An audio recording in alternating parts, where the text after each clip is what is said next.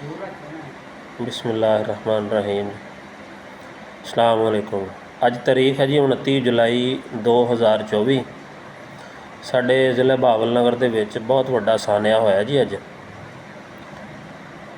5 मेहनतकश लोग जड़े आ अपनी मेहनत मजदूरी तो सुबह निकले आ जी। ठीक 2 घंटिया तो बाद खूह नहीं पिंडा थावां ते कड्ढी दा जी, वो खूह कड्ढण वास्ते मजदूर गए जी। तो अल्लाह तबारक व तआला दी मर्जी है कि वो खूह दे विचों ना जी मिट्टी डिग पई, तोदा एक साइड तो डिगया जी। वो 5 लोग सीगे, 5 विच आ गए वो दब के। बहुत सारे लोगों ने अपनी मदद आप दे तहत उन्होंने मदद की। रेस्क्यू भी पहुँच गई उत्थे, उन्होंने कढ़िया गया, लेकिन फटाबास तहसील हॉस्पिटल दे विच पहुँच के जिहड़ा है ना जी उन्होंने डैथ हो गई।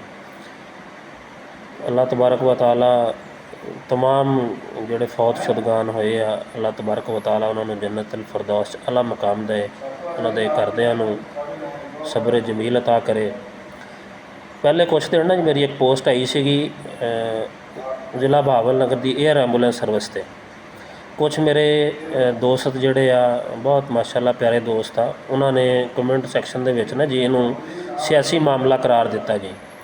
लेकिन इदां दे साहने वास्ते सानू एयर एंबूलेंस की जरूरत सी कि अगर वो ही जोड़े लोग आ टाइमली रेस्क्यू किए जाते, उन्होंने इत्थों चुक के बहावलपुर या मुल्तान या लाहौर लिया जाता, ऐन मुमकिन आ कि वो बच जाते।